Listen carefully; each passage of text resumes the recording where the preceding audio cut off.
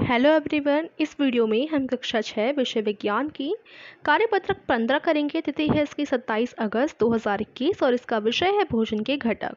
इस कार्यपत्रिका को शुरू करने से पहले अगर आपने अभी तक हमारे चैनल को सब्सक्राइब नहीं किया तो ज़रूर कर लीजिए। तो आइए शुरू करते हैं आज की कार्यपत्रक 15। अभावजन्य रोग। सभी पोषक तत्व अधिकतर एक भोज्य पदार्थ में नहीं होते हैं। पोषक तत्वों के बारे में हम पढ़ चुके हैं और सारे के सारे पोषक तत्व हमें एक ही भोज्य पदार्थ में तो मिल नहीं सकते। अब हर एक प्रकार का पोषक तत्व जो होता है वो अलग अलग भोजन में हमें मिलता है, तो इसलिए हमें हर प्रकार का भोजन खाना चाहिए। पोषक तत्वों की कमी होती है जब हमारे शरीर में कोई विशेष पोषक बहुत लंबे समय तक नहीं मिलता। अब मान लीजिए गाजर है, गाजर का जो पोषक तत्व होता है, गाजर में जो विटामिन होता है, हमने क्या किया, काफ़ी लंबे समय तक गाजर नहीं खाया तो गाजर में जो भी पोषक तत्व होगा वो भी हमारे शरीर तक नहीं पहुंचेगा। तो हम कह सकते हैं कि हमारे शरीर में क्या हो जाएगा, जो गाजर में पोषक तत्व है उसकी कमी हो जाएगी, क्योंकि हमने वो बहुत लंबे समय तक हम लोगों ने वो नहीं खाया। और जब भी कोई भी पोषक तत्व हमें बहुत लंबे समय तक नहीं मिलता हमारे शरीर को, तो हमारे शरीर में उस जो पोषक तत्व है उसकी कमी हो जाती है। यदि पोषक की कमी एक या अधिक पोषक तत्व के कारण होती है तो बहुत सारी बीमारियां या विकृतियां हो जाती हैं। तो अब मान लीजिए हमारे जो शरीर है उसमें किसी भी भोज्य पदार्थ में जो पोषक तत्व होते हैं उनकी कमी हो गई, तो हमारे शरीर में इससे क्या होने लग जाएंगी, कई सारी बीमारियां होने लग जाएंगी। अभावजन्य रोग वह रोग हैं जो लंबी अवधि तक पोषकों के अभाव के कारण होते हैं, मुख्यतः खनिज, लवण और पानी के कारण हमारे शरीर में। तो जो अब अभावजन्य रोग हैं वो क्या होते हैं।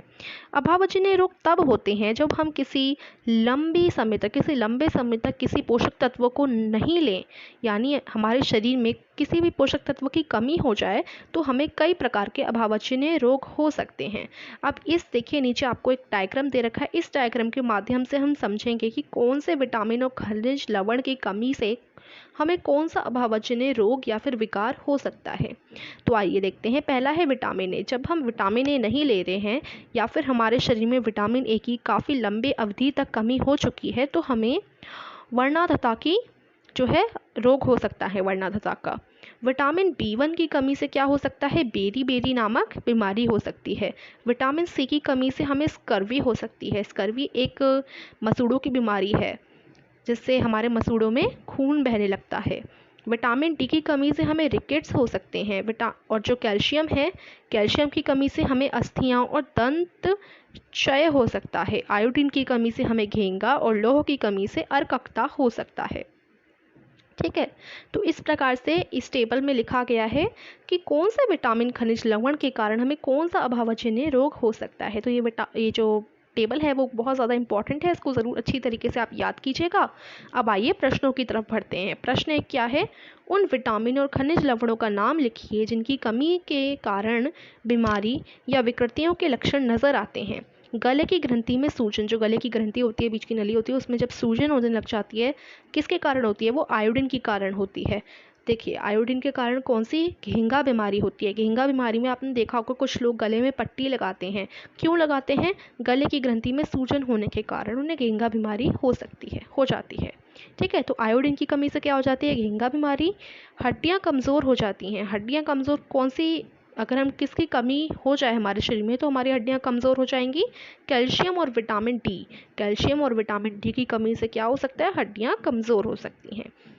वर्णाधता किसकी कमी से हो जाता है, विटामिन ए की कमी से हो जाता है। ठीक है, तो इस प्रकार से आपका प्रश्न एक पूरा हो जाता है। प्रश्न दो क्या है, नीचे दिए गए शब्दों को पुनर्व्यवस्थित करके उन बीमारियों को पहचानिए जो विटामिन, खनिज लवणों की कमी के कारण होती हैं। तो यहाँ पर क्या कर दिया गया है, जो शब्द है उसके जो लेटर्स होते हैं उनको इधर उधर करके लिख दिया गया है, किसी को आगे तो किसी को पीछे। तो अब हमें क्या करना है, इसे दोबारा से व्यवस्थित करके यहाँ पर लिखना है। ठीक है, तो देखिए सभी शब्दों को देखेंगे। पहला शब्द है ये, अब इसमें आप देखें बे री, फिर बे, फिर री, तो क्या बन सकता है, ये व्यवस्थित करके बेरी बन सकता है। ठीक है, उसके बाद अगला शब्द क्या है, अगला शब्द देखिए ये रहा, इसमें देखो बीच में स है, स्कर्वी, क्या बन सकता है, स्कर्वी। ठीक है, अगला शब्द देखिए, अगला शब्द क्या है, अगला शब्द ये है रे के स देखिए इस प्रकार से रे के ट और स रिकेट्स बन सकता है। ठीक है, अगर हम इसको सही ऑर्डर में लिखें, सही क्रम में लिखें तो ये हो गया रिकेट्स। उसके बाद ये क्या बन सकता है, ये बन सकता है अर्कत्ता। ठीक है, तो इस प्रकार से ये आपका हो जाएगी यहीं पर वर्कशीट कंप्लीट। और आई होप आपको समझ आई होगी वर्कशीट। अगर आपको कुछ समझ नहीं आता तो आप कमेंट में मुझसे पूछ सकते हैं, और वीडियो को लाइक कीजिए, चैनल को सब्सक्राइब कीजिए। Thank you.